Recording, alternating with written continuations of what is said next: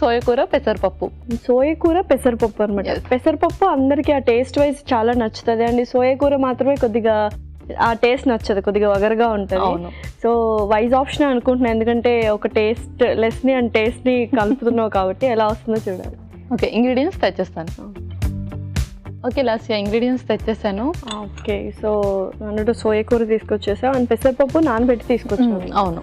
And combination కొంచెం వగరగా అనిపించదా? అంటే ఇంకా వేరే వెజిటబుల్స్ ఏం యాడ్ చేయట్లేదు కాబట్టి. ఏం యాడ్ చేయట్లేదు. యాక్చువల్లీ సోయ కూర వల్ల మనకు చాలా బెనిఫిట్స్ ఉంటాయి, బట్ అది ఓన్లీ అంటే సింగిల్ ఇంగ్రీడియంట్తో ఎవ్వరు తినలేరు కాబట్టి ఇలా మనం పెసరపప్పుతో దాన్ని ప్లాన్ చేసాం. ఓకే, సో సోయ కూర అనేది కొంచెం డిఫరెంట్గా ఉంటుంది కాబట్టి సో ఎవ్రీడే తీసుకోవచ్చు అండ్ అందరూ తీసుకోవచ్చా? సో ఇది మనకు సీజనల్గా దొరుకుతుంది. సో సీజనల్గా దొరికే ఏదైనా మనము దాన్ని ఉపయోగించుకోవాలి, ఎందుకంటే బెనిఫిట్స్ చాలా ఉంటాయి. ముఖ్యంగా ఇది ఏంటి అంటే మన రెడ్ బ్లడ్ సెల్స్ని చాలా ఇంక్రీజ్ చేస్తుంది. సో ఫ్రూట్స్ కానివ్వండి, వెజిటబుల్స్ కానివ్వండి, అవన్నిటితో పోలిస్తే దీంట్లో ఆ రిక్వైర్మెంట్ అనేది చాలా చక్కగా ఉంటుంది. అండ్ ఇంకొకటి ఏంటంటే ప్రెగ్నెంట్ వాళ్ళు కూడా ఎక్కువగా తినాలి, బికాజ్ వాళ్ళు ఫోలిక్ యాసిడ్ అనే సప్లిమెంట్స్ తీసుకుంటూ ఉంటారు. దాంతోపాటు ఐరన్ రిచ్ ఫుడ్స్లో ఇది సోయ కూర one of the main ingredient అని చెప్పొచ్చు. ఓకే, సో మరి స్టార్ట్ చేసేద్దాం process. Yes, okay. Stove on చేసేసాను. ముందుగా కొంచెం ఆయిల్,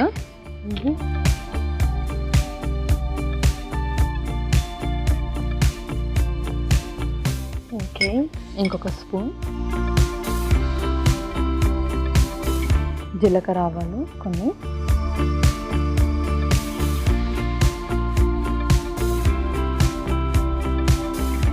వెల్లుల్లి రెబ్బలు,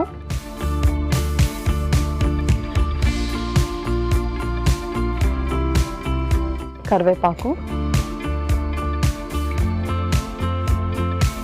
ఓకే, నెక్స్ట్ పచ్చిమిర్చి,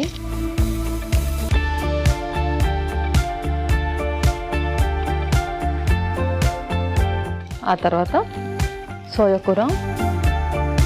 సో చాలా చేదుగా ఉంటుంది ఇది యాక్చువల్గా, బట్ పిల్లలకు కూడా చాలా ఇంపార్టెంట్ అనమాట ఇది పెట్టడం. ముఖ్యంగా 2 years అయిపోయాక బేబీస్కి మన ఫుడ్ తోటే ఏదైనా వాళ్ళ బాడీలో గ్రోత్ అండ్ డెవలప్మెంట్ జరుగుతుంది కాబట్టి ఇది పుట్టినప్పటి నుంచి కొంతమంది అనమిక్ ఉంటారు, అంటే రక్తహీనతతోనే పుడతారు కొందరు.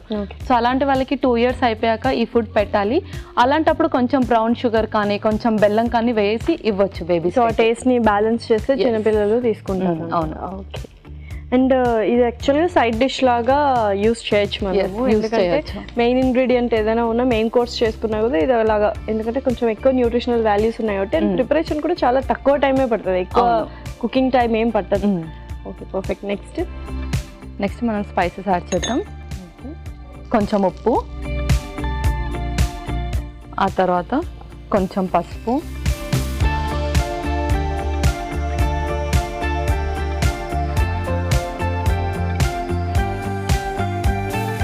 సో మరి నెక్స్ట్ ఏం వేస్తున్నావు? నెక్స్ట్ పెసరపప్పు. ఆల్రెడీ దీన్ని నానబెట్టాం కాబట్టి కొంచెం సాల్ట్ చేస్తే సరిపోతుంది.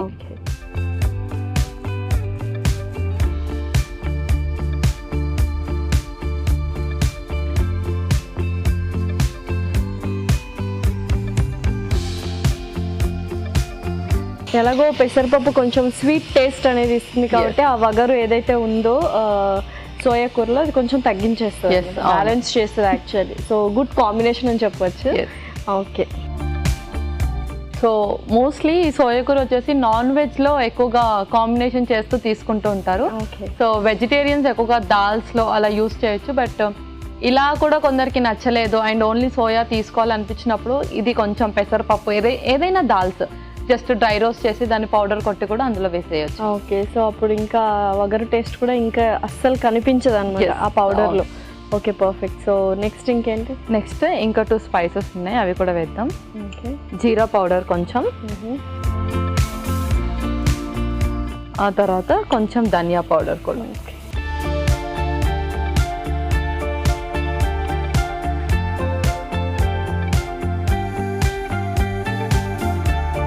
And very very quick recipe అనమాట, అండ్ టైం కూడా ఎక్కువ పట్టదు ఇలా చేసుకుంటే.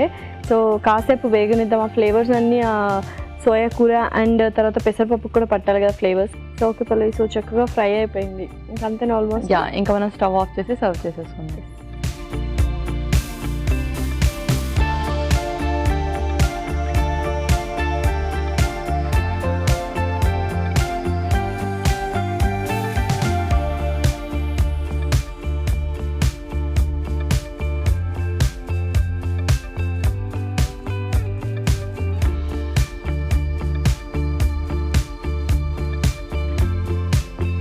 ఓకే లాస్య, సోయా కూర పెసరపప్పు రెడీ అయిపోయింది. ఎస్, సోయా కూర పెసరపప్పు రెడీ. మరి దీనికి కావాల్సిన పదార్థాలు అలాగే తయారు చేసుకునే విధానం మరొకసారి చూసేయండి. సోయా కూర పెసరపప్పుకు కావాల్సిన పదార్థాలు: సోయా కూర అరకప్పు, నానబెట్టిన పెసరపప్పు 1 కప్పు, పోపు దినుసులు 1 టేబుల్ స్పూన్, వెల్లుల్లి రెబ్బలు 4, పచ్చిమిరపకాయలు 3, కరివేపాకు 2 రెమ్మలు, పసుపు చిటికెడు, ఉప్పు తగినంత, నూనె 3 టేబుల్ స్పూన్లు, ధనియాల పొడి 1 టేబుల్ స్పూన్, జీలకర్ర పొడి 1 టేబుల్ స్పూన్. సోయా కూర పెసరపప్పు తయారు చేసుకునే విధానం: ఒక పాన్ లో నూనె వేసి పోపు దినుసులు, వెల్లుల్లి రెబ్బలు, కరివేపాకు, పచ్చిమిరపకాయలు వేసి వేయించాలి. దీనిలో సోయా కూర, ఉప్పు, పసుపు వేసి వేగనివ్వాలి. తరువాత నానబెట్టిన పెసరపప్పు, జీలకర్ర పొడి, ధనియాల పొడి వేసి మరి కాస్త వేగనివ్వాలి.